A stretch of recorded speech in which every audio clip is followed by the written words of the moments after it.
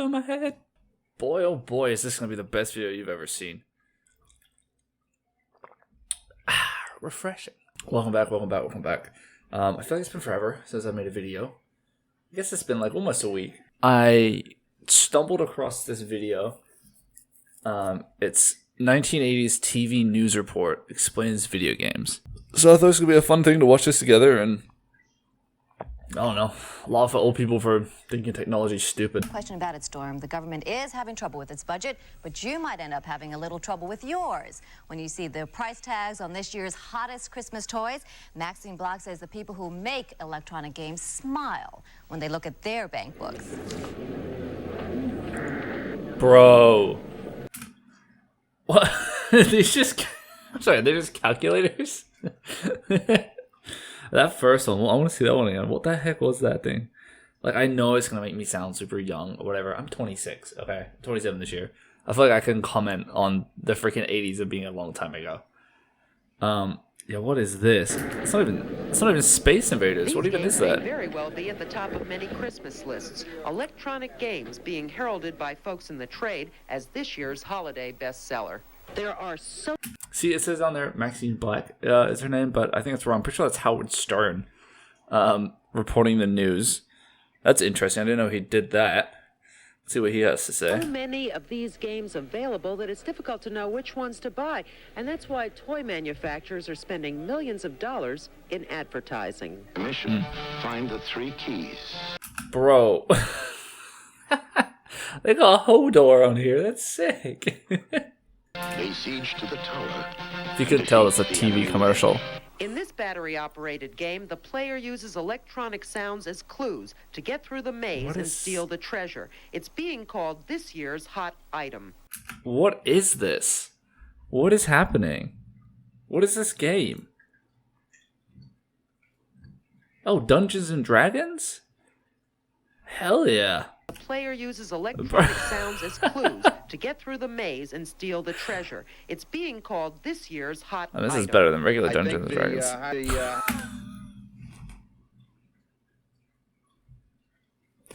Dude. This is the most 1980s looking guy I've ever seen. He's got the glasses. He's got the mustache. He's got the hair. He's wearing a... Oh my god, this guy's made up. There's no way this is real. Hottest item makers are the TV commercials. There's no question about it. The children watch them, and the people know it. The manufacturers know it, and they know what times to put the TV commercials on, and the kids know. The kids know. You know? I didn't understand a word what my boy Frank here said. But the kids know it, you know? I just want to run that back. I want to figure out what this guy's trying to tell me. I think the hottest item makers are the TV commercials. There's no question about it. The children watch them, and the people know it. The manufacturers know it, and they know what times to put the TV commercials on. And the kids know. Everyone knows. They know it. Games like this one are also very hot items this time of year. What makes them so popular? Well, the buyers here say the kids like to see the action and the color, and they love hearing the noise. Action, color, noise. The 3 big selling points for any good game. I mean, to be fair, man, like if this is 1980, like, I guess it's all new, you know? Like, you only had action figures growing up, right? So all those noises and whatever and colors and action were all in your head, and you're just like, you know, with your toys. But now it's like, I don't know, it's like you actually see it, you know what I mean? So I guess, in all fairness to Howard Stern, you know, it's definitely interesting. And definitely, I mean, it must have been a hot seller, like, when these first came out. I mean, they still are, you know, like the PS5 came out and it's still like impossible to get one. And it's fucking, what is it, 2022 now? Like, it's all the same, man. They just keep getting better, more expensive, and it's the same thing. Everyone sees something new and they're like, oh my god, we need to have it. And then, you know, everyone's just like, the noise, the action, the color. Then there are the electronic video games. You hook them up to your TV set. They're expensive. Top price, nearly $300. Okay, that's actually wild. $300? Like, you know, I know nothing of finances and inflation. I'm not a smart man when it comes to that. But I feel like $300 in 1980 is probably a lot more than, like, you know, what is a PS5, like $500 or something like that? I feel like 300 then is way more than like 500 now. So that's actually kind of crazy to think about, that they were selling some some jaggedy lines and like 4 different colors on a screen with 2 buttons to press for that much money. But those who sell them say that it's a very good investment.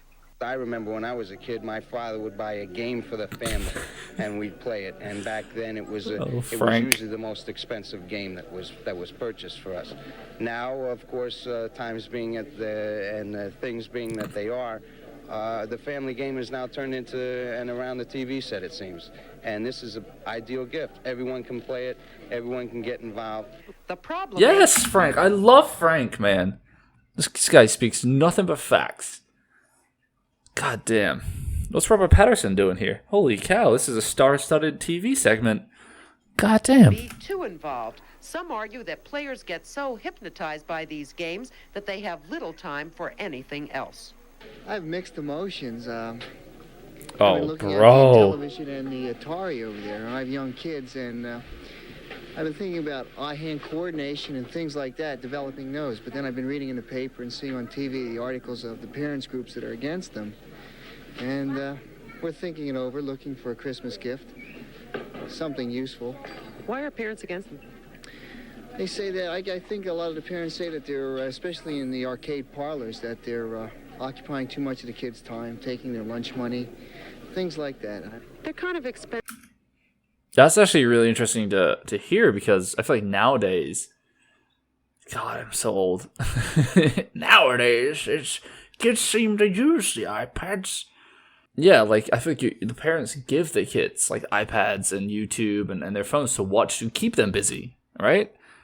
To, like, you know, so they can do their own stuff. But back then, it was like, man, I don't want them spending all their time on their video games with the lights and action and sounds. But you made a good point about the eye-hand. I said eye-hand coordination. It's backwards. Hand-eye coordination. Like, I feel like playing video games improves your hand-eye coordination. I don't know if that's a point he was trying to say or not. I didn't quite understand what he was getting at with that point. But I feel like it definitely proves it, you know, like, Jesus Christ, I've been playing Elden Ring for like 5 hours, and I'm like, let me tell you, it takes a lot.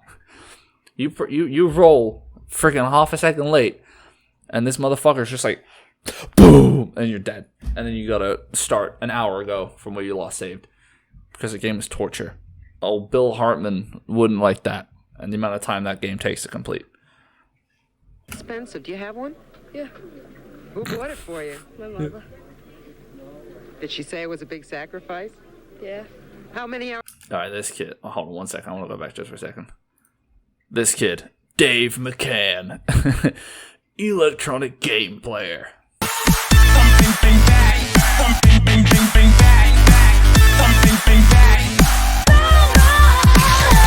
My mother. Did she say it was a big sacrifice? Yeah. How many hours do you play it? I don't know, 6 or 7. A day? A day? What? To be fair, if you're playing fucking line zigzagging across the ceiling onto the floor for 67 hours a day, you might have a little bit of a problem there, electronic game player, because I can't do that shit, bro. Like, I need constant feed. I need numbers fucking flashing. I need noise.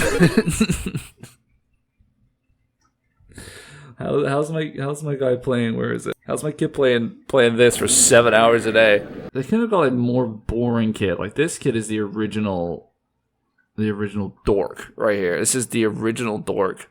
They're kind of expensive. Do you have one? Yeah. Who bought Boy, it for Dave you? McCann, #1 dork. Did she say it was a big sacrifice? Yeah. How many hours do you play it? I don't know, 6 or 7. A day? Well, you heard right, and that's a lot of time playing a game. It might be wise to limit playing time. And while we're on the subject, you may wonder how much time you have before these electronic games are sold out. Well, we visited several stores, and they say they're fully stocked for Christmas. They may even have a few left over if you want to buy them after Christmas. Wow. Thank you so much. What was his name again? I forgot the joke I made. Howard Stern. I think it's Howard Stern.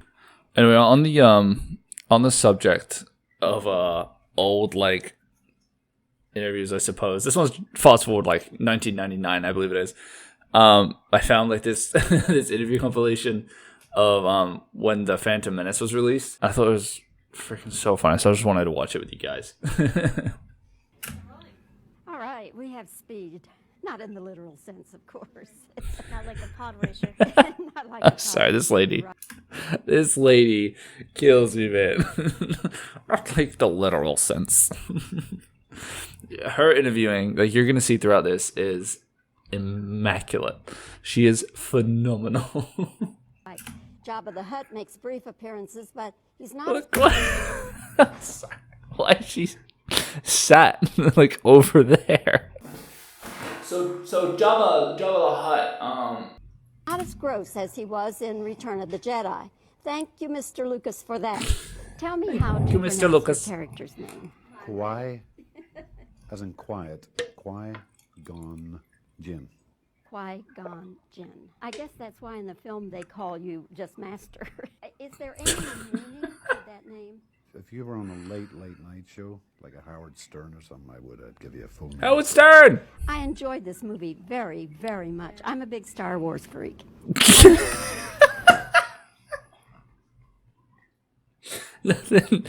She's back in the backwards position.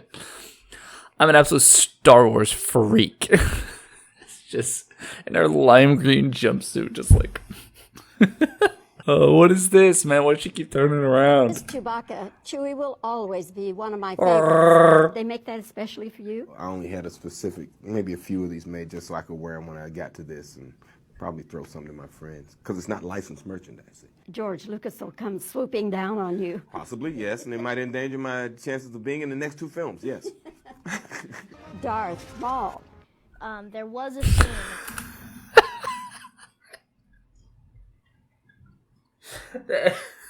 So it's just edited so well. Oh man. Darth Maul. He fell off the ledge and then brought himself back up with rockets. Part of the movie you speak a different language. Huttese. Okay. Česko slovo mitis radical pana pichapachawa. To me, the most amazing one is the throne room gown with the lights around. Oh, that was really. She's like, oh, why am I What here? kind of construction job was that, and how did they get you in and out of it? Probably the most fun of the new characters is Jar Jar Binks. Oh!